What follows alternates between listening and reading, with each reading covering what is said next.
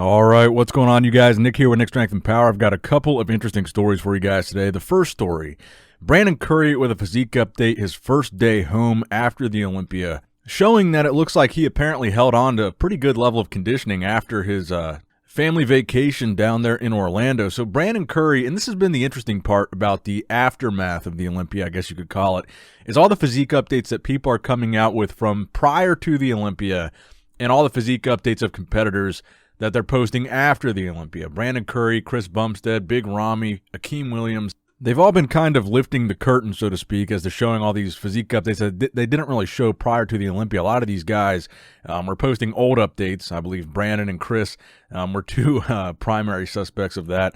And a lot of guys weren't showing anything, like Big Ramy. And now, after the Olympia, now that the results are in, we're kind of seeing a little bit of everything from everybody as far as how they were looking before and after the show. So Brandon appears to be holding on to condition a little bit more than Big Ramy was in some of the pictures that we saw of Big Ramy after the Olympia.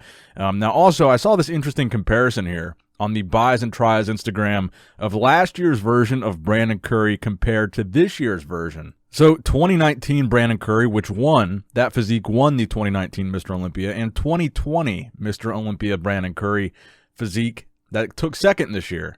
And an appropriate pose for a page named Buys and Tries, the front double bicep pose. Now, I think it's clear to see in this photo that from a conditioning standpoint, there were some significant improvements made in Brandon Curry. His physique does look different. Starting with the legs, I think you can see a lot more detail in the legs. You can see a little bit more of a cross striation in his quads there. In his upper body, his waist almost even looks smaller in this pose than it did last year, and that was kind of one of the strong points of Brandon's physique, was his crazy V-taper, his small waist. And this year, somehow, his waist looked even smaller. And working your way up to the arms, I think you can see a little bit more detail, a little bit more definition in the arms, a little bit more vascularity in the lats from the front. And overall, just a drier, tighter version of Brandon, I think, is what we saw this year. And I think that's why Brandon ended up in second. I think he edged out Phil on conditioning. I said that all throughout the prejudging, that my eye was drawn to Brandon. I thought his conditioning was much sharper than Phil's. And Brandon, being the champion last year, it looked like he had even improved upon the package that he brought last year. So I think that was more than good enough to be in second. I think he actually made a decent run at the title, but Big Ramy kind of ran away with it. And I don't think anybody was coming close. With the size of Big Ramy and the shape that Ramy was in, I think it was a hard battle for anybody to have to fight. But I think Brandon was a solid second place here. I saw a lot of people making the argument on Instagram of Brandon versus Phil, arguing Phil in second. If anything, I would have had Phil a spot lower in fourth place and moved Hadi up to third. I think Brandon in second was a really good judging call at this Olympia. Let me know in the comment section below if you agree or disagree with that analysis. Now, another Mr. Olympia champion kind of pulling back the curtain on what his physique looked like after the Olympia, after some cheat meals, and during a vacation in Mexico, Chris Bumstead, your 2020 Classic Physique Mr. Olympia champion, who brought one of the most dominant and impressive packages to the Classic Physique Olympia stage I think we've ever seen since the inception of that division. Chris Bumstead posting a casual poolside physique update about a week now after the Olympia, still looking like he's holding on to some insane conditioning. I mean, he's still ripped, which is amazing to me that a week after the show, probably a week of binging and eating tacos and chips and guac and margaritas and the whole 9 yards down there in Mexico, Chris still looks how he looks. And just for continuity's sake, I want to show you guys another comparison picture off the Buys and Tries Instagram page of 2019 Chris Bumstead compared to the 2020 version that Chris brought. Specifically, the improvements that Chris made to his back and his biceps, probably the two most heavily criticized elements of Chris's physique. And if you look at his back double bicep, the improvements that Chris has made are just spectacular. His back looks even wider. His V-taper looks even crazier. He's got a whole new level of detail and density in his back. I mean, look at the mid to upper back, how much thicker, and not just thicker, but how much more conditioned and just dense that muscle is back there, right around the traps in the mid-lat area. You can tell he's made significant improvements. And that's why I said I think Chris is another guy. I think he really was posting some significantly outdated physique updates on his Instagram to throw off the competition, because he posted a lot of physique updates going into the Olympia, but none of them really looked as sharp as Breon's. But on stage, I think Chris was sharper than anybody. I think Chris was by far the standout of the classic physique lineup from pretty much every aspect: conditioning, muscularity, stage presence, posing. I think Chris really nailed it. And I think now maybe we're starting to see the mind games that are played with these physique updates and what goes into maybe posting an old one, throwing people off the track, and then coming in, having a completely unexpected dominant physique. So shout out to Chris and Brandon, who both had stupendous Mr. Olympia showings this year.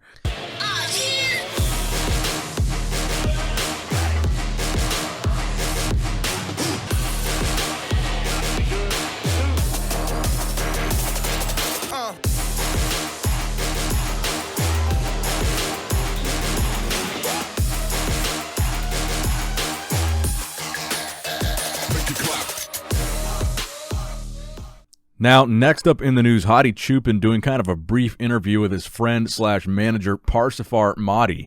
Now, while this interview wasn't in English, I can give you guys some of the highlights here. Basically, Hadi was asked, why don't you just move to the United States to make this a little bit easier on yourself in terms of competing, in terms of being able to get a visa, all the things that have kind of thrown a wrench in Hadi Choopan's preparations for the past two Olympias.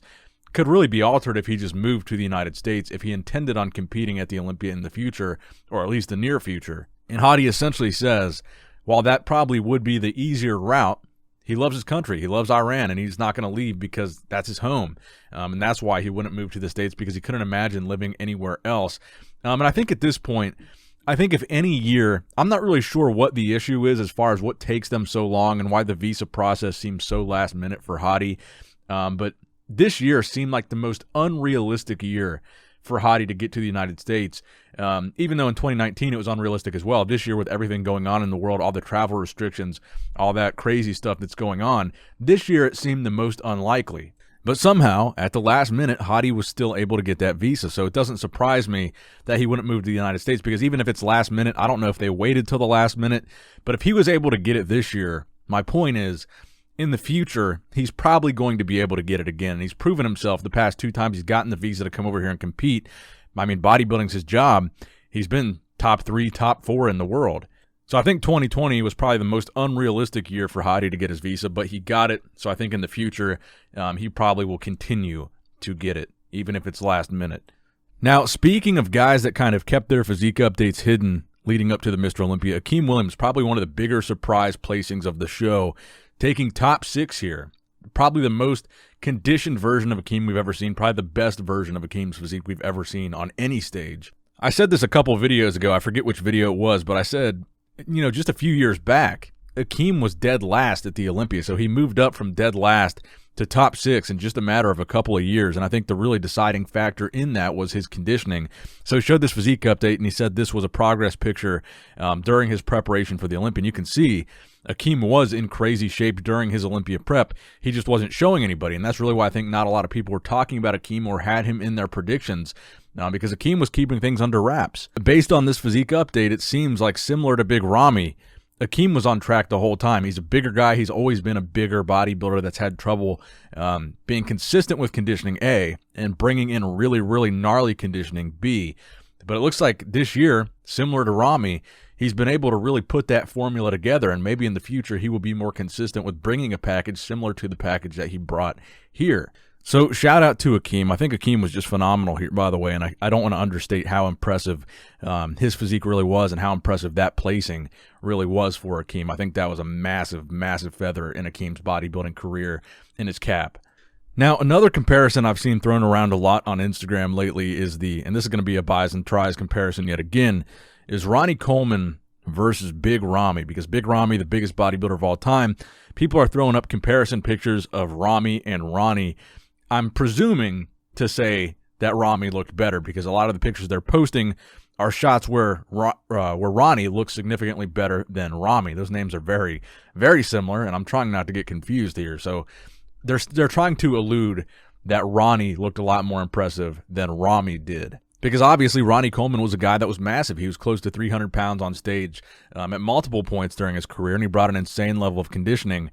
And I think, honestly, it's obvious that Ronnie Coleman is going to be the superior bodybuilder to Big Ramy. Ronnie Coleman, let's just put it out there, he was the best bodybuilder, arguably the best bodybuilder of all time, the freakiest, the most successful in terms of Olympian wins, even though he's tied with Lee Haney. Ronnie Coleman was basically an alien. He had probably the best genetics we've ever seen for bodybuilding. The amount of muscle he was able to put on and the conditioning that he was able to bring was just mind-blowing. And obviously, winning the Olympia 8 times, Ronnie Coleman compared to Big Ramy is going to be the better bodybuilder. Ramy just won his first Olympia now. He's got plenty of time to improve, plenty of time to continue winning, and plenty of time to make a run at that 8-time Mr. Olympia record. But my honest opinion, I think these comparisons are a little bit frivolous because I don't think anybody is questioning that Ronnie Coleman is the GOAT. As far as most impressive, most dominant bodybuilders in history, I would definitely put Ronnie over Ramy. I would put him over Phil. I would put him over Shawn. I would put him over Jay. I would put him over Brandon. I mean, Ronnie Coleman is Ronnie Coleman. It's really just undisputable. Let me know what you guys think in the comment section below about that one as well. Now, next up in the news, speaking of Shawn Rhoden, will Shawn Rhoden ever compete at the Olympia again? I think, again, it's subjective. It's entirely dependent on the outcome of Shawn Rhoden's case. What happens with that, I think, is going to determine whether or not we see Shawn at the Olympia again. But I think a really positive step in that direction was Shawn Rhoden being at the Olympia this past weekend. He was there to support, obviously, his girlfriend, Lauralee Chapados, who was competing there. But Shawn was not only there, but he was backstage. He was backstage with Dan Solomon. He was backstage with Flex Lewis. And Dan Solomon, of course, is pretty much the head honcho at the Olympia, aside from the new owner, Jake Wood. So it's promising to see that Shawn Rhoden is at least welcomed to the Olympia. He's welcomed behind the scenes. He's welcomed to be present there, to be photographed there, for it to be known that he's there and associated. But the question is going to be, I don't know necessarily what is happening that's preventing him from competing. I think the general understanding is he just needs to get these issues resolved because he just can't compete until they are resolved. I mean, the allegations are just too big of a dark cloud for him to compete. I mean, what if he won and then, things turned out to have a negative outcome? I think at the end of the day, we really just have to wait and see what happens with Shawn's case. I don't think it's really in the hands of any of the promoters at this point, any of the powers that be. I think this is really going to be something that has to be sorted out through the legal system. And when that result comes in, I guess we'll determine whether or not Shawn will ever compete. I think a lot of people would like to see Shawn compete again. Everyone, obviously, I think, is hoping that Shawn didn't do what he's accused of, that he's innocent. And under those circumstances, I'm assuming most everybody would like to see Shawn have the opportunity to come back and defend his title, which he never got to do. But I guess only time will tell. Now, the final story I wanted to leave you guys with here is this kind of candid video that Chris Bumstead posted on his Instagram of him and Ramy backstage with the caption, "When you're feeling big in the gym," and then Big Ramy walks in. You can see Chris is getting his pro-tan on, and then he sees Big Ramy standing off to the side, and he gives kind of a quick, cheeky little glance towards Big Ramy. Just kind of a nice, interesting moment backstage at the Olympia. The two Olympia champions, men's open bodybuilding champion Big Ramy, and of course classic physique champion Chris Bumstead. And we got to see a pretty interesting pose down between the two of them as well. But I really enjoyed this clip. Thought you guys would enjoy it too. So that's going to wrap it up for the video today, guys. I hope you did, in fact, enjoy it. Please give it a thumbs up if you did enjoy it. Please subscribe to the channel if you have not subscribed yet already. As always, I love you guys. I appreciate you guys. And as always, Nick Strength and Power, signing out.